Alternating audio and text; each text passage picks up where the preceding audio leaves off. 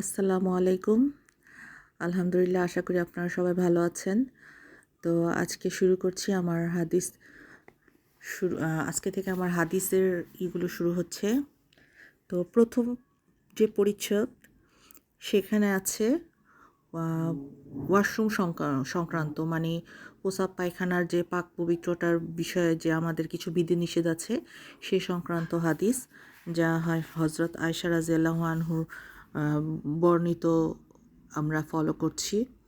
তো এখানে আমাদের রাসূলকে উল্লেখ করে আমাদেরকে এই হাদিসগুলো সব আমাদের আয়েশা রাদিয়াল্লাহু আনহু আমাদের কাছে পৌঁছে দিয়েছেন, যা ওনার নিজের দেখা, উনি নিজে দেখেছেন, যা তার নিজের জীবন আদর্শে উনি পালন করেছেন, সেই হাদিসগুলি উনি আমাদের সাথে শেয়ার করেছেন।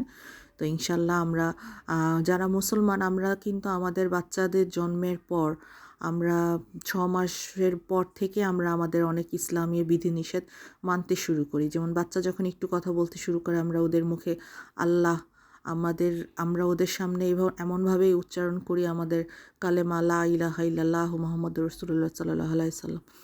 এমনভাবে উচ্চারণ করি আমাদের সন্তানদের কানের কাছে যে একটা সময় ওদের জবান ফুটতে ফুটতে ওদের মুখে আল্লাহ ওয়ার্ডটা, তারপরে আমাদের মোহাম্মদ রাসূলুল্লাহ সাল্লাল্লাহু আলাইহি সাল্লামের মোবারক নাম চলে আসে।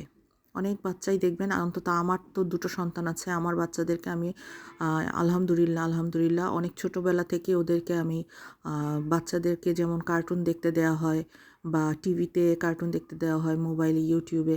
তা আমি আমার বাচ্চাদেরকে না ওই সময়টাতে ওদের কানের কাছে আমি পড়েছি, আমার হাজব্যান্ড পড়েছে, আমার ফ্যামিলি মেম্বাররা পড়েছে, বা আমি ওদেরকে মোবাইলেও শুনতে দিয়েছি। এবং একটা সময় আমি দেখলাম যে আমার বাচ্চাদের যখন 2.5-3 বছর বয়স হচ্ছে, ওরা সুন্দর গড়গড় করে খুব সুন্দর উচ্চারণে শুদ্ধভাবে সূরা কালামগুলো পড়তে শিখে যাচ্ছিল।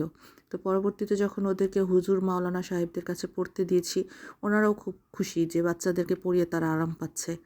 তো আলিফ বা আমাদের যে আরবি হরফগুলো বাচ্চাদের মুখে মুখে আমরা শিখিয়ে নিতে পারি, পরে সেটা আমরা ওদেরকে অক্ষর জ্ঞান করার জন্য ওদেরকে সেই অক্ষরগুলি শিখিয়ে নিতে পারি সহজভাবে।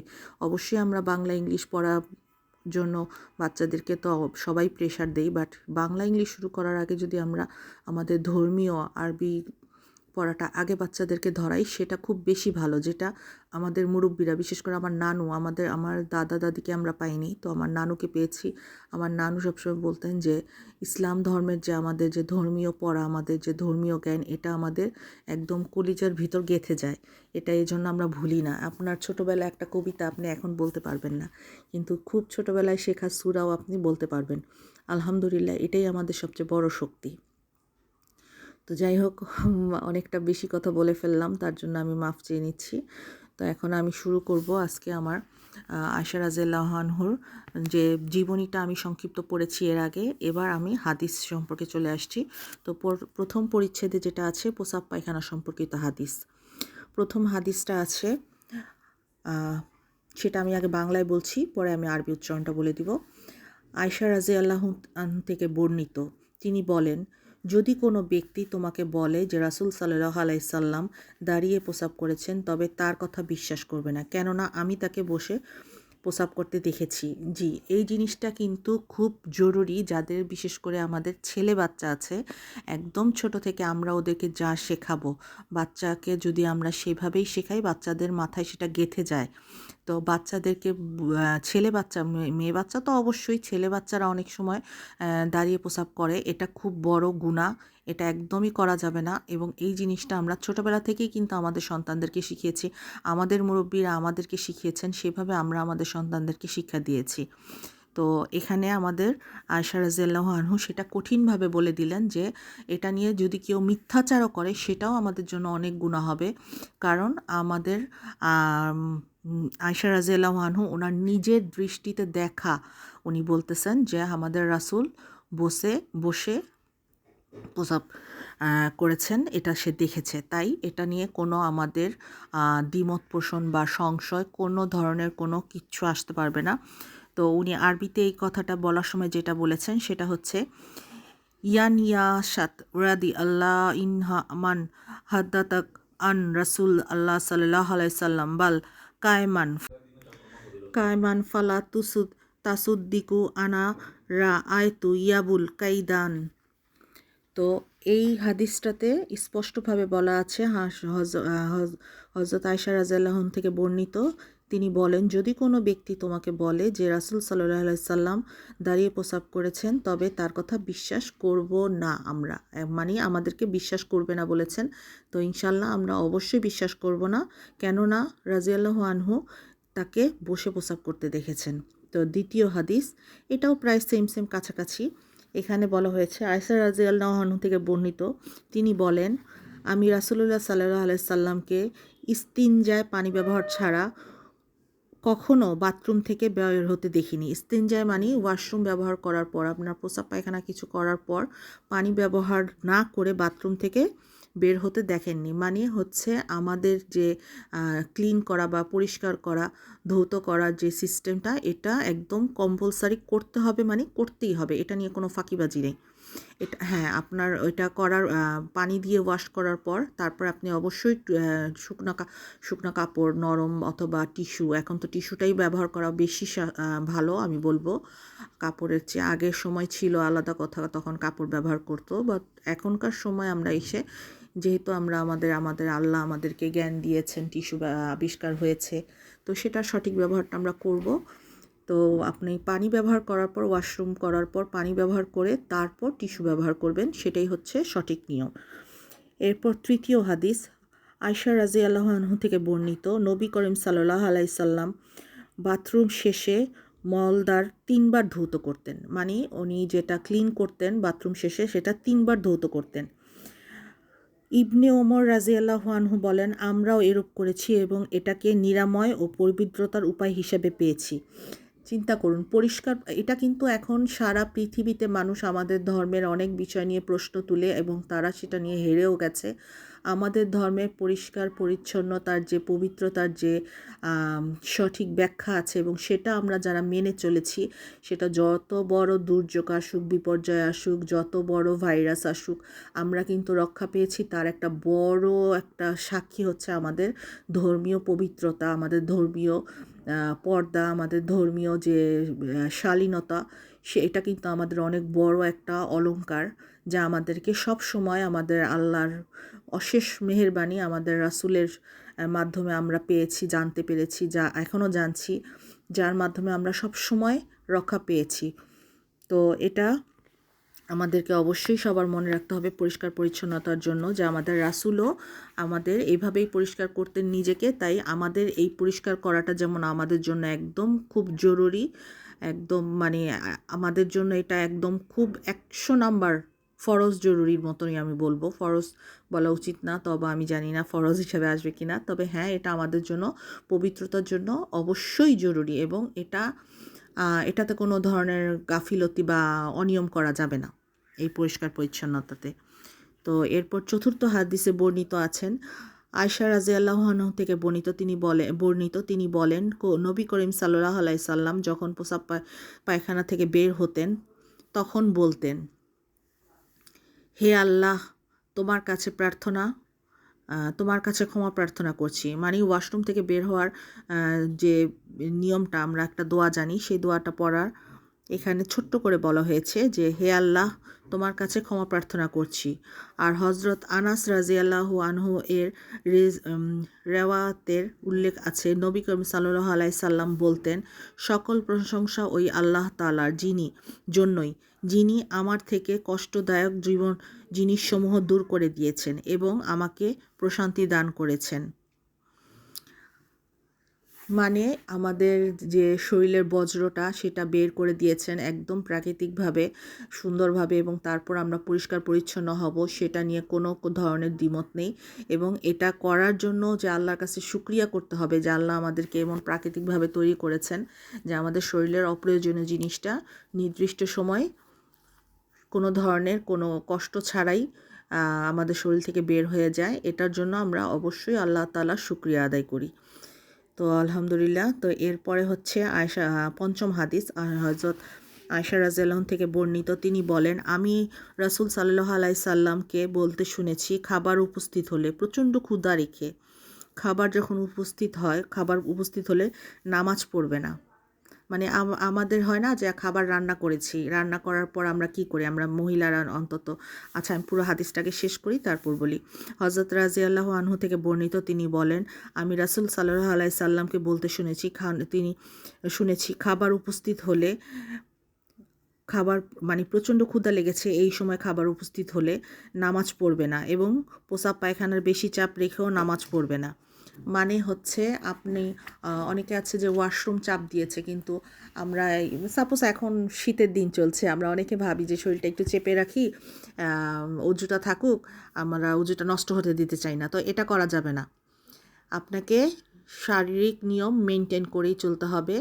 যখন যা প্রয়োজন, শরীর যে সিগন্যালটা দিচ্ছে ওটা মেনে নিয়ে ওয়াশরুম শেষ করে আবার উজু করতে হবে। আর একই নিয়ম খাবারের ক্ষেত্রে, যে আপনার খুব প্রচণ্ড ক্ষুধা পেয়েছে, আপনার খাবার রেডি আছে, কিন্তু আপনি খাবার না খেয়ে নামাজ পড়ছেন, সেটাও হবে না, তাহলেও সেটা ঠিক হবে না। মানে আপনাকে খাবারটা খেয়ে প্রয়োজনে নামাজ পড়তে হবে, যেহেতু আপনি ক্ষুধার্ত। নর্মালি তো আমরা কী করি, আমরা বিশেষ করে নারীরা রান্নাবান্নাটা তো আমরাই বেশিরভাগ সময় করি। আমরা কি করি, দুপুরের রান্নাটা না, দুপুরেরটাই বিশেষ করে, কারণ ফজরের ওয়াক্তে তো আর আমাদের রান্না করতে হয় না। তো দুপুরের ওয়াক্তে আমরা কি করি, রান্নাবান্না শেষ করি, তারপর গোসল করি, অজু করি, নামাজ পড়ি, সব শেষ করে তারপর আমরা খাওয়া দাওয়াটাকে প্রেফার করি। তো এর মধ্যে যদি এমন হয় যে আপনার ক্ষুধা পেয়ে গেছে, তো সেক্ষেত্রে আপনি যদি পরিপূর্ণ খাবার নাও খেতে চান, দেখুন এটা কিন্তু আমাদের শরীরের জন্য উপকারী, যে আপনার ক্ষুধা পেয়েছে, আপনি সামান্য কিছু খেয়ে নেন, খেয়ে তারপর নামাজ পড়ুন, তারপর দরকারে পুরোপুরি খাবারটা, দুপুরের যে খাবারটা আমরা যেটাকে লাঞ্চ বলি, সেটা আমরা তখন তো গ্রহণ করতে পারি। কিন্তু সবসময় খেয়াল রাখবেন যে আপনার সব কাজ শেষ করার পর আপনি নামাজে যাবেন যখন, তখন অবশ্যই ক্ষুধার্ত অবস্থায় আপনি নামাজে শুরু করবেন না। এটা রমজান মাসের জন্য বলছি না, যে কেউ বলবেন যে রমজান মাসে রোজা রেখে নামাজ পড়, সেটা আলাদা ইবাদত আমাদের।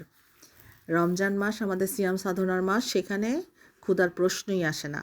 তবে হ্যাঁ, ওই যে ইফতারির সময় আমরা কি করি, আমাদের ইফতারির সময়টা আমরা ইফতারি করে তারপর নামাজ পড়ি কিন্তু।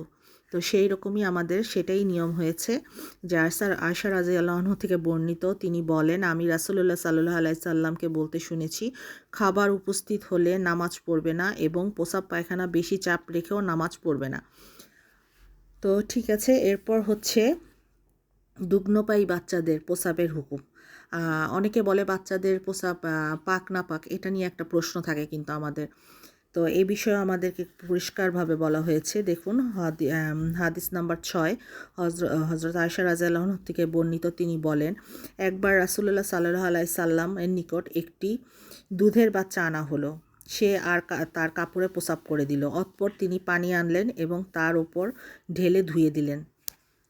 দেখেছেন? এটা দেখুন, এটা আমাদের হাদিসেই আছে। এই জিনিসগুলো কিন্তু আমাদেরকে আমাদের মুরব্বিরা আমাদেরকে অনেক ছোট থেকে শিখিয়েছে, এবং আমরাও আমাদের যখন সন্তানের মা হয়েছি, আমরাও এই জিনিসটা মেনটেন করেছি, যে বাচ্চার প্রস্রাবটা গায়ে যেন না লাগে, বা লেগে গেলে সেই জায়গাটা কাপড়টা চেঞ্জ করে। আমাদের তো এখন সুবিধা, আমরা কাপড় চেঞ্জ করে ফেলি। আগে তো এইরকম ছিল না, কাপড় চোপড়ের এত বাহুল্যতা ছিল না। তো তখন তারা কি করতেন, সাথে সাথে সে কাপড়টা ধুয়ে ফেলতেন।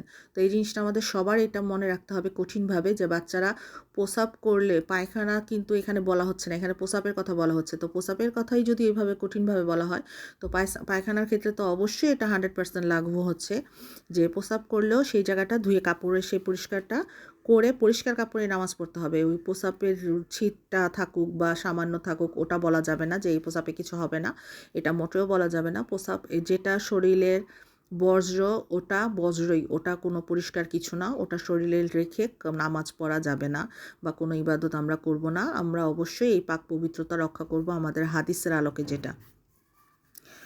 তো আমাদের সমাজে কোনো কোনো মহিলা দুগ্নপান বাচ্চাদের আমাদের দেখুন, এখানে স্পষ্টভাবে ব্যাখ্যাও আছে আমি যেটা বললাম।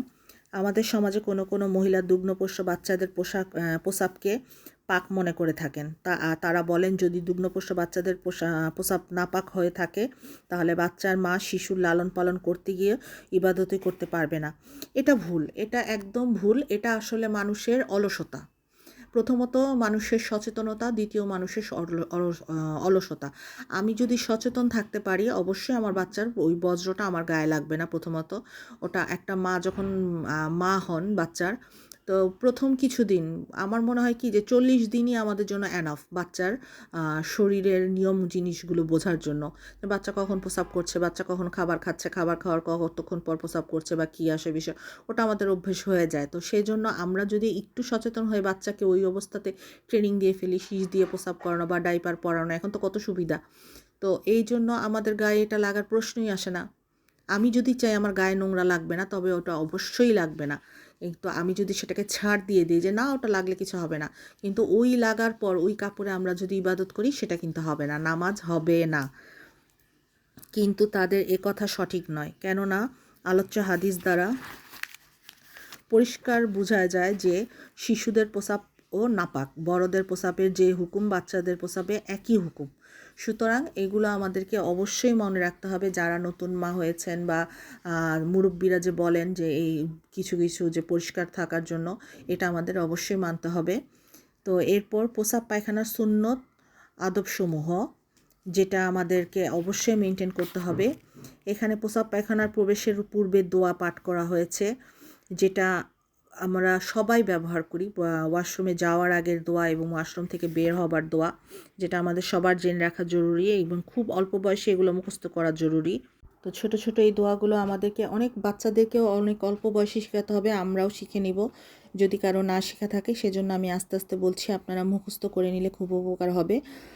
ওয়াশরুমে ঢোকার বা বাথরুম টয়লেট যেটাই বলি, সেখানে ঢোকার দরজার সামনে দাঁড়িয়েই আমরা এই দোয়াটা পড়ে দরজার ভেতরে পা দিব। দোয়াটা হচ্ছে আল্লাহুম্মা ইন্নি আউযুবিকা মিনাল খুবুসি ওয়াল খাবাইস। মানে হচ্ছে এই দোয়াটা পড়ে আমরা ওয়াশরুমে পা রাখবো, এবং ওয়াশরুম ব্যবহার করা হয়ে গেলে পরে আমরা যে দোয়াটা অবশ্যই পড়ব, আলহামদুলিল্লাহিল্লাযী আযহাবা আন্নিল আযওয়া ফানি। ঠিক আছে, তো এই দোয়াটা আমরা এভাবে বলবো, বলে ওয়াশরুম থেকে বের হব। এবং অবশ্যই এই দোয়া পড়ার পরে কিন্তু আমাদের উজু করতে হবে, এটা আমাদের মনে রাখতে হবে। তো এখানে আমি আপনাদেরকে বলছি 15টা আদবসমূহ, সুন্নত আদবসমূহ আছে, যেটা প্রস্রাব পায়খানার সুন্নত ও আদবসমূহ, এটা আমি আপনাদের সাথে আজকে শেয়ার করব। তো প্রস্রাব পায়খানার প্রবেশের পূর্বের দোয়া আমি আপনাদেরকে বলেছি, এটা সুন্দর মতো মুখস্থ করে নিতে হবে আমাদের। তারপর ওয়াশরুমে আমরা যখন ঢুকবো, প্রবেশ করব, তখন আমাদের বা পা দিয়ে প্রবেশ করতে হবে। জুতা স্যান্ডেল পায়ে দিয়ে প্রবেশ করতে হবে। জুতা স্যান্ডেল পরিধান করার সময় বিসমিল্লাহ পাঠ করতে হবে। নামাজের কাপড় ব্যতীত অন্য কাপড় পরিধান করে ইস্তেঞ্জা করা উত্তম। মানে আপনি যেই কাপড়ে নামাজ পড়বেন সম্ভব হলে সে কাপড়টায় ওয়াশরুমে ব্যবহার, মানে এখানে সহজ ব্যাপার হচ্ছে কি, নামাজের আগে যদি আমরা কাপড় চেঞ্জ করে নামাজ পড়ি, সারাদিন যে কাপড়টা পরে থাকি আমরা নর্মালিভাবে, তার জায়গায় যদি আমরা নামাজের সময় কাপড়টা বদলে নিই সেটা ভালো। এবং আমাদের কিন্তু এখানেও আছে যে আমাদের আল্লাহ খুব খুশি হন যখন কোনো বান্দা নতুন কাপড়, পরিষ্কার কাপড় পরে ইবাদত করেন। তো সেক্ষেত্রে আমরা এই কাজটা করতে পারি যে আমরা সারাদিনের নর্মাল পরে থাকা কাপড়টা না পরে আমরা নামাজের সময় অন্য একটা কাপড়, পরিষ্কার ধোয়া কাপড় পরে নিতে পারি। মনে মনে ইস্তেগফার করতে হবে, বসে ইস্তেঞ্জা করতে হবে, মানে ওয়াশরুমটা অবশ্যই বসে ব্যবহার করতে হবে, কোনোভাবেই দাঁড়িয়ে করা যাবে না। বাম পায়ে ভর করে বসা উত্তম, মানে বসার সময় শরীরের ভরটা বাম পায়ে থাকবে। মাথা ঢেকে রাখতে হবে ওয়াশরুমে যাওয়ার সময়। মাথা ঢাকার সময় বিসমিল্লাহ বলে নিতে হবে, মানে মাথায় আমরা যে নারীরা কাপড়টা পরে থাকি সেটা আমাদের বিসমিল্লাহ বলেই তো আমরা কাপড় পরার অভ্যেস, তো সেটা আমাদের মাথায় রাখতে হবে। এবং মাথা যেহেতু ঢাকতে হবে, সেক্ষেত্রে পুরুষদের টুপি পরারটা উত্তম।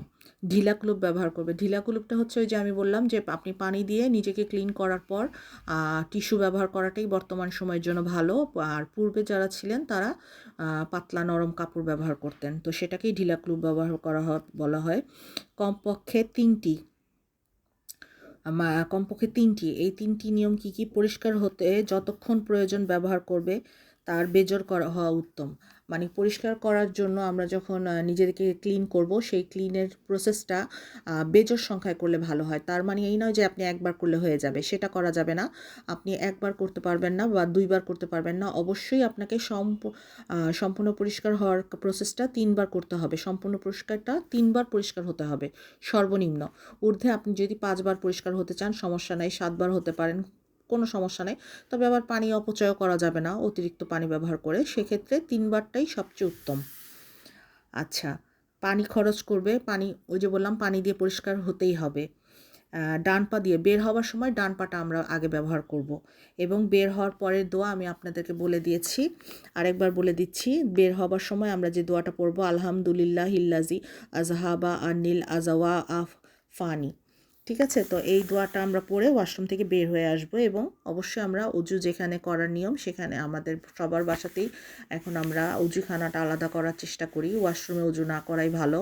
এবং পানিটা ফ্লো পানি মানে চলমান পানি দিয়ে উজুটা করলে বেশি ভালো হয়। মানে আপনি একটা বালতিতে পানি রেখে দিয়েছেন, সেই পানিটা দিয়ে উজু করলেন, ওখানে কোনো কিছু ছিটে যেতে পারে, বাসায় ছোট বাচ্চা আছে, অনেক ধরনের কিছু আছে।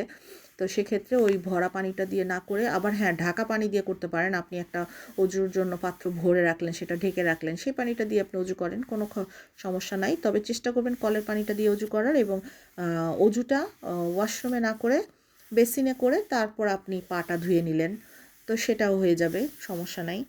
তো আজকে আমি আপনাদের সাথে এতটুকুই শেয়ার করলাম। ইনশাল্লাহ আগামী পর্বে এর পরে সব নিয়ম আপনাদেরকে শেয়ার করব। আজকে এরপর ঢিলা যে 10টি জিনিস দ্বারা ঢিলা ব্যবহার করা নিষেধ, মানে ঢিলা কুলুপ যেটাকে বলা হয় ওয়াশরুম ব্যবহার করার পর, সে 10টি জিনিস দিয়ে ঢিলা কুলুপটা করা নিষেধ সেটা আছে। আমার মনে হয় সেটাও আজকে একটু বলে দেই শেষ করার আগে। যে কোনো খাদ্যদ্রব্য দিয়ে ঢিলা কুলুপ হবে না। সোবাহান আস্তাগফিরুল্লাহ আস্তাগফিরুল্লাহ, এটা কোনো দিনই সম্ভব না। শুকনা গোবর এটাও অসম্ভব জিনিস আমাদের জন্য। হাড্ডি এটাও মানে এখানে বলে দিয়েছে, এগুলা কোনো দিনও আমার মনে হয় না কোনো মুসলিম করে, তারপরে বলে দিয়েছে। তো সেক্ষেত্রে আমি বলে দিই, হাড্ডি, কয়লা, কাঁচ, গাছের পাতা একদম না। এই যে দেখেন, কাগজ, নর্মাল কাগজ দিয়ে করা যাবে না, কিন্তু টয়লেট পেপার ব্যবহার করা জায়েজ। ঠিক আছে, আপনি টয়লেট পেপারের জন্য যে কাগজটা সেটা ব্যবহার করতে পারবেন, বাট আপনি টয়লেট পেপার নাই, আপনি যে কোনো একটা পেপার নিয়ে করে ফেললেন, সেটা করা যাবে না। জমজমের পানি আস্তাগফিরুল্লাহ, অসম্ভব, এটা সম্ভবই না, ব্যবহার করা যাবে না। ব্যবহৃত ঢিলা মানে এই যে দেখেন, কাপড়টা আগের দিনের মুরব্বীরা কাপড় ব্যবহার করতেন, তো সেই ব্যবহৃত ঢিলাটা ব্যবহার করা যাবে না। তো সেক্ষেত্রে কি করতেন তারা, ওটা আবার করা যায়, সেটা হচ্ছে ঢিলাটার জন্য তারা যে কাপড়টা ব্যবহার করতেন সে কাপড়টা তারা ধুয়ে আবার শুকিয়ে ফেলতেন সাথে সাথে পরিষ্কার করে।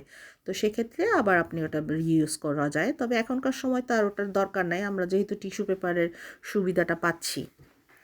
আর ডান হাত দ্বারা মানে এই কাজটা আমরা যে ওয়াশরুমটা ব্যবহার করি তখন যে ক্লিনিংয়ের প্রসেসিংটা, সেখানে কিন্তু আমরা ডান হাতে পানি ঢালি, বা হাতে ক্লিন করি। তো এটাই কিন্তু বোঝানো হয়েছে যে ডান হাত কিন্তু ভুলেও ব্যবহার করা যাবে না, একদম না, বা হাত দিয়ে ব্যবহার করতে হবে।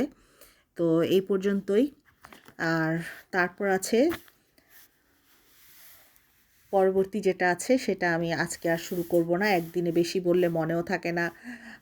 আমিও বলতে গিয়ে তো এখন বলতে ভালোই লাগছে, কিন্তু আবার মনে হচ্ছে যে আপনারা যারা শুনবেন যদি ধৈর্য হারিয়ে ফেলেন, বিরক্ত হন, বেশি লম্বা ভিডিও হয়ে যায়, তো অল্প অল্প করে বললেই সবার জন্য ভালো। তো আজকে আমি এই পর্যন্তই, ইনশাল্লাহ পরের ভিডিওতে আবার পরবর্তী অংশ থেকে শুরু করব। তো আজকে আমি খুব বেশি পৃষ্ঠা আগাইনি, 47 পৃষ্ঠা পর্যন্ত এসেছি, এরপরে আমি আবার এই পৃষ্ঠা থেকে শুরু করব ইনশাল্লাহ। তো আবার ফিরে আসবো আপনাদের কাছে পরবর্তী ভিডিওর মাধ্যমে। আর অবশ্যই আমার চ্যানেলটা লাইক করবেন, সাবস্ক্রাইব করবেন এবং আমার পাশে থাকবেন। আজকের জন্য এই পর্যন্তই। আল্লাহ হাফেজ।